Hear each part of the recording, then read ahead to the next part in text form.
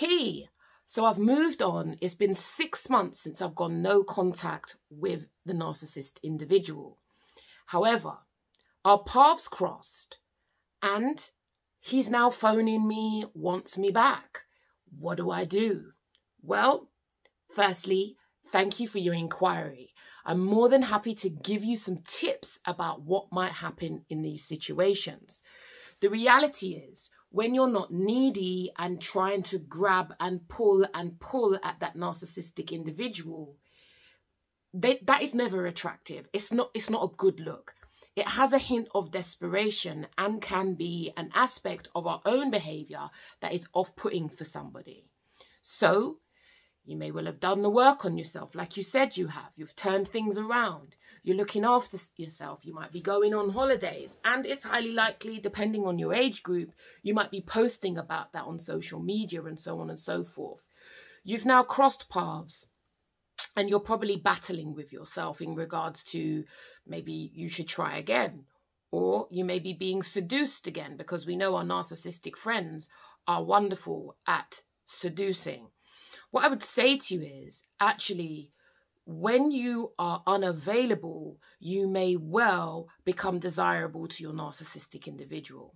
So I encourage you to understand that the more you work on yourself and you kind of have detached and you have moved on, be mindful, especially if you cross paths, because that may take you back into the game of cat and mouse, where they actually enjoy, you know, because they like the kill, right? They want to catch the prey.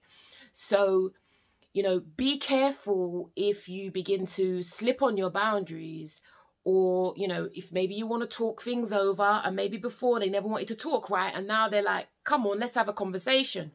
Go for it. Make your choices. But also be mindful, because you become highly desirable when you move on.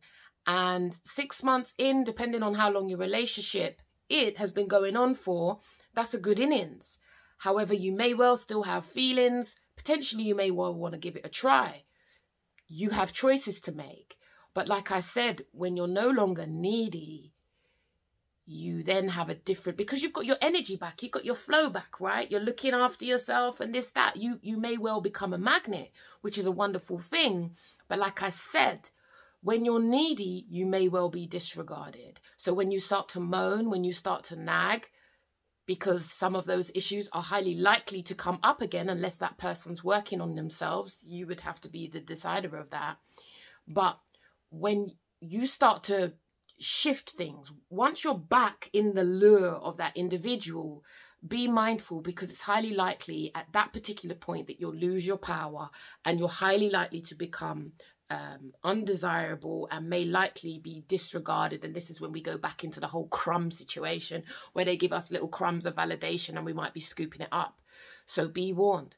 I conclude, when you work on yourself and you're less available, you become desirable. And a narc loves to win, so the chase ensues.